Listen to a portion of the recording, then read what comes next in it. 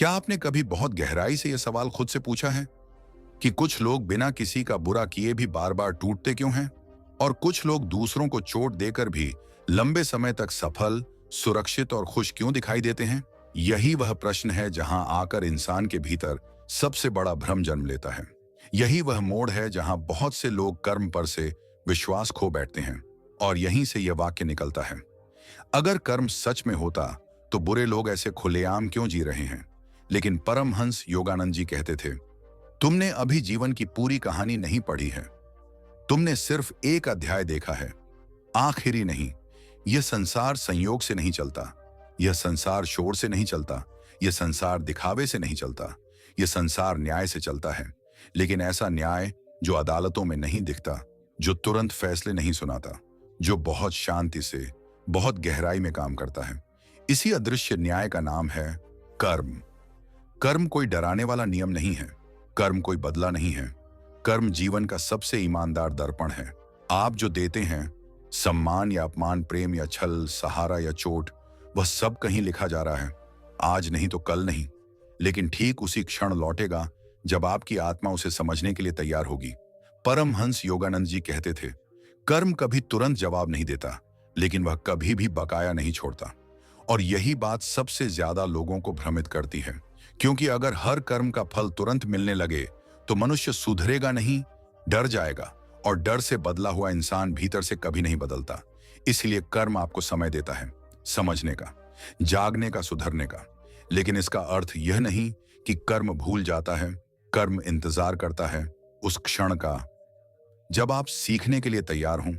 जब आप किसी को अपमानित करते हैं तो कर्म तुरंत आपको अपमान नहीं देता, वह आपको ऐसी परिस्थिति में डालता है जहां आप अपमान की पीड़ा को महसूस कर सकें। जब आप किसी का भरोसा तोड़ते हैं तो कर्म तुरंत बदला नहीं लेता, वह आपको ऐसी स्थिति में ले जाता है जहां भरोसा टूटने का अर्थ आपके भीतर उतर सके। यह बदला नहीं है, यह शिक्षा है। योगानंद जी कहते थे, कर्म का उद्देश्य दंड नहीं, विकास है। बहुत लोग कहते हैं, मैंने तो किसी का बुरा नहीं किया, लेकिन कर्म केवल आपके कर्मों को नहीं देखता, वह आपकी चुप्पी भी देखता है। जब आप जानते थे कि कुछ गलत हो रहा है और फिर भी चुप रहे, वह भी कर्म है। जब आप किसी की पीड़ा देखकर मुंह मोड़ लेते हैं, वह भी कर्म है। और जब आप बिना किसी स्वार्थ के किसी का साथ देते हैं, भले ही कोई देखे या न देखे, वह भी कर्म है। कर्म सबसे पहले आपको अंदर से बनाता है, फिर बाहर की दुनिया अपने आप उसी रूप में ढलने लगती है। अगर आप भीतर से कठोर होते जा रहे हैं तो जीवन आपको कठोर अनुभव देगा। अगर आप भीतर से करुणामय हैं तो जीवन किसी न किसी रूप में आपकी रक्षा करेगा। इसलिए कर्म को भाग्य से मत जोड़िए, कर्म को चेतना से जोड़िए। आज की सबसे बड़ी समस्या यह है कि लोग कर्म की जिम्मेदारी भगवान पर डाल देते हैं। वे कहते हैं, भगवान ने मेरे साथ ऐसा क्यों किया? परमहंस योगानंद जी बहुत स्पष्ट थे। वे कहते थे, भगवान साक्षी हैं, कर्ता नहीं, कर्ता तुम स्वयं हो। भगवान ने आपको स्वतंत्रता दी है, सोचने की, चुनने की और करने की, और उसी स्वतंत्रता के साथ कर्म का नियम जुड़ा हुआ है। आपने ध्यान दिया होगा, जब आप सच्चे मन से अच्छा करते हैं, भले ही सामने वाला उसकी कदर ना करे, लेकिन भीतर एक शांति उतर आती है। वही शांति कर्म का पहला फल है। और जब आप गलत करते हैं, भले ही बाहर से आप जीत जाए, लेकिन भीतर कहीं एक बेचैनी रह जाती है। वही बेचैनी कर्म का पहला संकेत है। कर्म सबसे पहले भीतर बोलता है, बाहर बाद में। योगानंद जी कहते थे, कर्म का सबसे खतरनाक रूप वह है जो हम अपने आप के साथ करते हैं। जब आप खुद को छोटा समझते हैं, खुद को कोसते हैं, खुद से प्रेम नहीं करते, वह भी कर्म है। और वही कर्म आपके रिश्तों, आपके निर्णयों और आपके जीवन की दिशा तय करता है। इसीलिए जो आप दूसरों को देते हैं, उससे पहले देखिए आप खुद को क्या दे रहे हैं। कर्म केवल व्यक्तिगत नहीं होता, यह सामूहिक भी होता है। जब समाज लंबे समय तक झूठ, अन्याय और स्वार्थ को सामान्य मान लेता है, तो पूरे समाज को उसका फल मिलता है। इतिहास में कोई भी पतन अचानक नहीं हुआ, वह वर्षों के सामूहिक कर्म का परिणाम था। अब प्रश्न आता है, अगर कर्म लौटता है तो कब लौटता है? योगानंद जी कहते थे, कर्म समय नहीं देखता, तैयारी देखता है। जब आप भीतर से बदलने के लिए तैयार होते हैं, तभी कर्म का फल आता है। कभी इस जन्म में, कभी आगे, लेकिन लौटता जरूर है। अच्छे लोग दुख क्यों पाते हैं? योगानंद जी कहते थे, हर दुख सजा नहीं होता, कई दुख शुद्धिकरण होते हैं।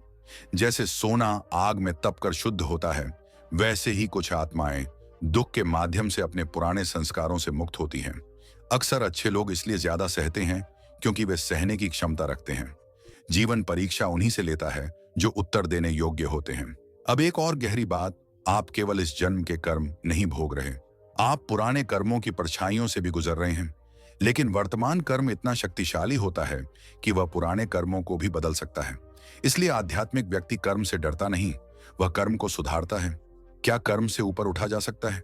योगानंद जी कहते थे, हाँ, भागकर नहीं, जागकर। जब आप कर्म करते हैं अहंकार से नहीं, फल की अपेक्षा से नहीं, बल्कि कर्तव्य और प्रेम से, तब कर्म बंधन नहीं बनता, साधना बन जाता है। निष्काम कर्म, जहां आप माध्यम बन जाते हैं, और जहां माध्यम होता है वहां अहंकार टिकता नहीं। कर्म का अंतिम उद्देश्य सुख नहीं, मुक्ति है। कर्म जेल नहीं है, कर्म विद्यालय है। और जीवन आपके रोज के छोटे छोटे चुनावों से बनता है। आप कैसे सोचते हैं, यह कर्म है। आप कैसे बोलते हैं, यह कर्म है। आप किसी की पीड़ा देखकर क्या महसूस करते हैं, यह भी कर्म है। आप जो हैं, जो सोचते हैं, जो देते हैं, वही लौटता है। कर्म कोई सजा नहीं, कर्म कोई इनाम नहीं, कर्म दर्पण है। और जब यह समझ आ जाती है तो जीवन डर से नहीं, जागरूकता से जिया जाता है। यही परमहंस योगानंद जी का संदेश है। प्रिय साथियों, जीवन किसी ईश्वर की मनमानी नहीं है, और न ही यह संयोगों का खेल है। यह आपके ही कर्मों का प्रतिबिंब है। अगर आपने चुपचाप प्रेम दिया है तो निश्चिंत रहिए, जीवन आपको ऐसा सहारा देगा जिसकी आपने कल्पना भी नहीं की होगी। और अगर कहीं किसी का दिल दुखा है तो आज ही रुक जाइए। कर्म आपको डराने नहीं आया है, वह आपको सुधारने का अवसर दे रहा है। अगर यह वीडियो आपके दिल तक पहुंचा हो तो इसे लाइक करें, शेयर करें और चैनल जीवन के सूत्र को सब्सक्राइब करें। कमेंट में लिखिए, आज से आप अपने कर्म में कौन सा एक छोटा बदलाव लाने वाले हैं। क्योंकि याद रखिए, कर्म बदलते ही जीवन बदलना शुरू हो जाता है। धन्यवाद।